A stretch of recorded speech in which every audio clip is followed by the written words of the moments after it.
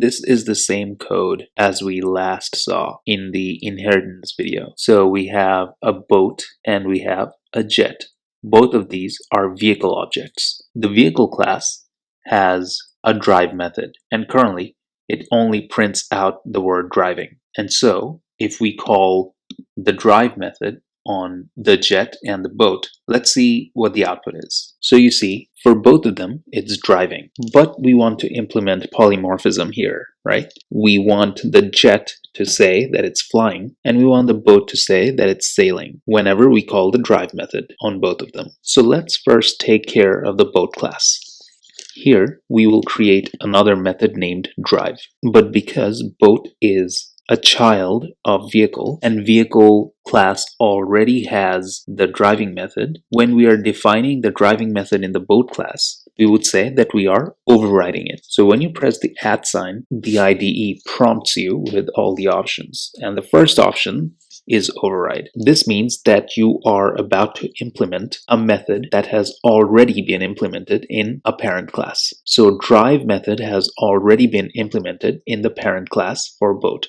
The parent class is vehicle, and the drive method has already been implemented there. Now here, we will override the drive method, and this time, because this drive method is under the boat class, we will print out the word sailing. And so we have overridden the drive method in the boat class. Let's do the same for the plane class. So this is the plane class, and this also extends vehicle. So here we will also override the drive method, which is a method that has already been defined in the parent class. We will say override, and then we will have the same signature of the method as that in the parent class. But here, since we are defining this drive method under plane, we would print out the word flying. Great. So fighter jet inherits from plane. I now realize that we never completed the fighter jet class. So let's complete it. Let's create the getter and the setter methods, and also the unique method, which will be fire.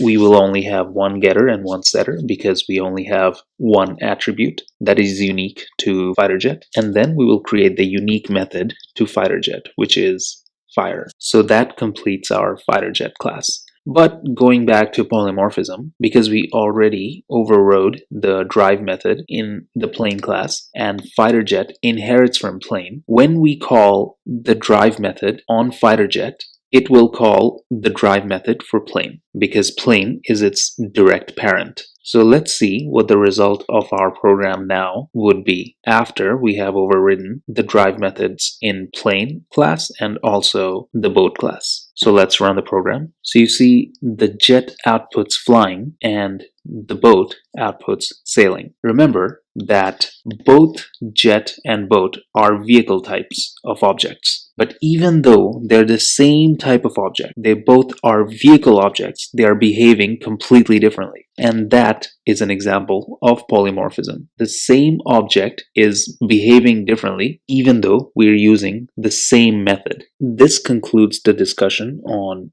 inheritance and polymorphism. In the next chapter, we'll talk about abstraction.